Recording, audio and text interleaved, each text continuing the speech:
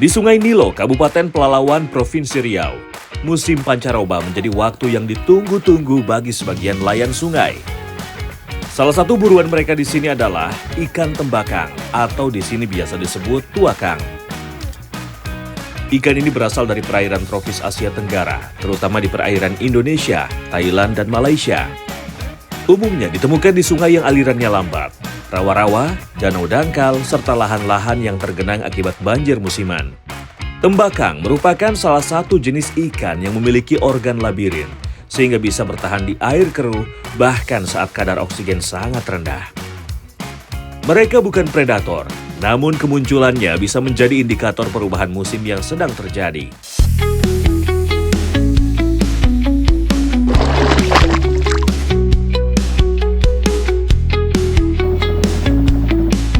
Inilah salah satu kearifan masyarakat di aliran Sungai Nilo yang membuat saya penasaran. Nah, jadi ini saya sama Pak Nahar mau ngelihat gimana sih bentuknya jaring Sunda itu. Nah, uniknya ini ternyata jaringnya tuh dia kayak permadani, kayak tikar. Dia posisinya rata dengan air, bukan kayak jaring pada umumnya yang posisinya tuh ke bawah air. Nah, gitu. Tuh ada ikannya. Ternyata jaring sundak ini buat nangkap ikan yang nenggak-nenggak itu. Nelayan setempat memasang jaring sundak dengan memanfaatkan kebiasaan ikan tembakang yang sering naik ke permukaan untuk mengambil oksigen. Kalau di sini ini kebetulan lagi musimnya nih ikan tuakang ini. Biasa musim berapa lama deh, Pak? Lama. Bulan, 2 bulan? Nah, ya sekitar 2 bulan lah. 2 bulanan ya. Nah, ini kebetulan pas saya datang lagi musimnya nih ikan tuakang. Ikan tuakang atau tembakang memasuki musim memijah antara bulan Mei hingga Oktober. Jadi nggak heran jika di pertengahan tahun seperti sekarang keberadaannya cukup melimpah. Lihat ini pelampung jaringnya nih. Jadi dia cuma pakai bambu. Ini panjang sekitar 2 meteran. Terus jarak satu ruas jaringnya ini 3 meter ya, Pak? Iya, 3 meter. Jaring dengan panjang kurang lebih 30 meter ini dipasang pada pinggiran sungai yang memiliki banyak tenggakan. Bibirnya yang lebar bukan hanya unik, tapi juga berfungsi sebagai alat pengikis lumut, seperti penyedot debu alami untuk mencari makan. Ini sampah-sampah yang lengket di jaringnya harus dibersihin. Jadi hasilnya nanti waktu sore si bapak ngambil lagi bisa maksimal.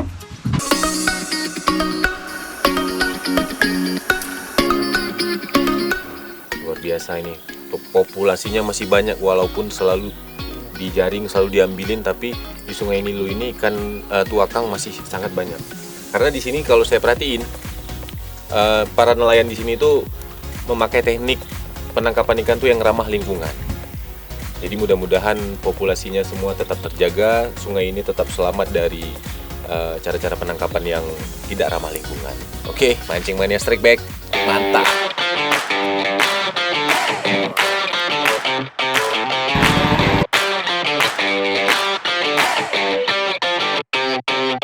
Jika mengambil ikan di sungai menjadi tugas bapak-bapak, sesampainya di darat kaum emak sudah siap dengan peralatannya untuk mengolah ikan tuakang yang masih segar.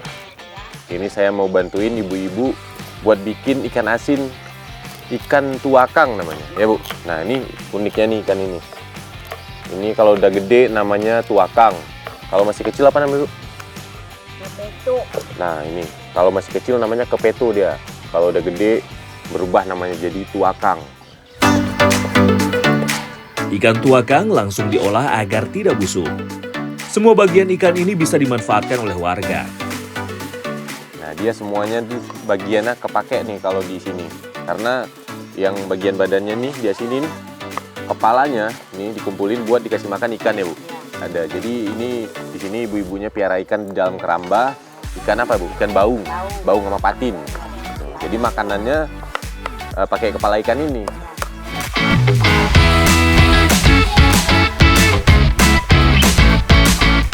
Nah ikan ini biasanya dijual ke Padang, sampai ke Jakarta juga ya Bu. Ini 1 kilonya kalau udah asin sekitar 50.000. Setelah ikan disiangi, tahap selanjutnya adalah pencucian. Nah, ini tujuannya dibersihin darahnya aja nih. Ya. Habis ini baru digaramin ya, Pak. Ini caranya nggak terlalu sulit, tinggal dikucek-kucek aja di air. Nah, ini udah bersih, tinggal kita garamin aja. Proses pengasinan menggunakan garam kasar lebih baik dibandingkan garam halus. Berikutnya, tinggal digaramin di dalam wadahnya. Nanti habis digaramin, didiamin 24 jam ya, Pak? Iya. 1 harian lah didiamin sebelum dijemur. Lalu garamnya ditabur aja gitu, Pak. Ini tujuannya biar ikannya garamnya lebih meresap ke dalam daging ikan.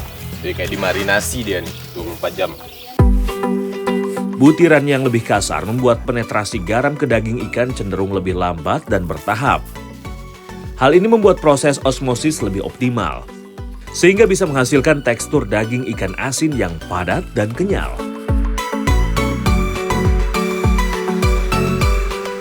Nah, ini udah kembali lagi nih sama ibu-ibu nih. Ini nggak ada nyanyian-nyanyian gitu Bu, kalau misalnya sambil ngejemur gitu? Nggak ada. Atau nge-DJ gitu? Nggak.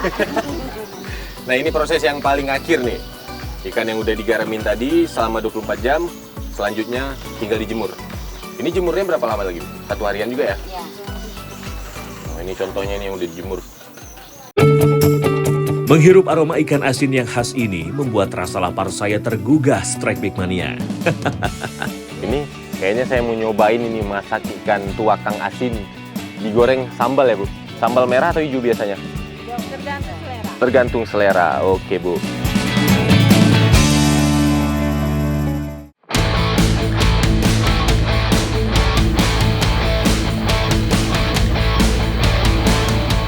Bumbu sederhana pun sudah saya siapkan. Ikan asinnya akan saya padu-padankan dengan terong asam. Sekarang saya mau masak ikan tembakang nih. Ikan tuakang kalau di sini katanya, ikan asin. Nah, ini nama masakannya ikan tembakang sambal terong asam. Ini bumbunya simple nih, cuman cabai sama bawang sambalnya ya. Tapi ada tambahan nih, terong asam. Ikan asinnya mau saya kasih air dulu nih sebelumnya, biar nggak terlalu asin. Karena ini kandungan garamnya banyak sekali. Jadi kandungan garam yang terlalu banyak itu kalau kita nggak banyak beraktivitas, itu juga sebenarnya bahaya buat tubuh, buat ginjal. Karena kandungan sodium yang tinggi. Di balik kulitnya yang keras, terong asam menyimpan rasa segar yang khas.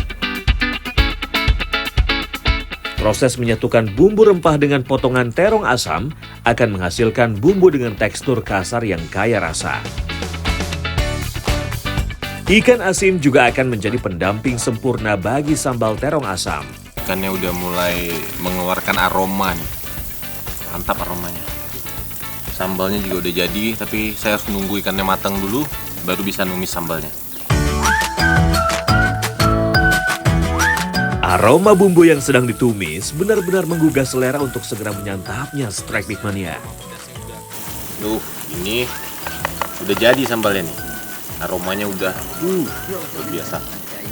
Langsung aja saya tuangin ke ikan. Ini ikan asinnya udah jadi, sambal juga udah jadi.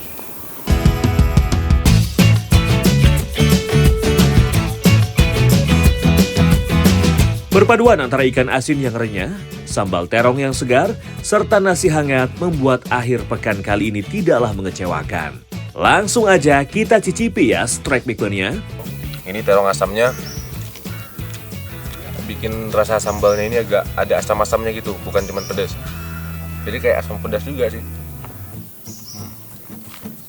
Gurih sekali ternyata ikan ini. Cuman dengan nasi putih aja rasanya mantap.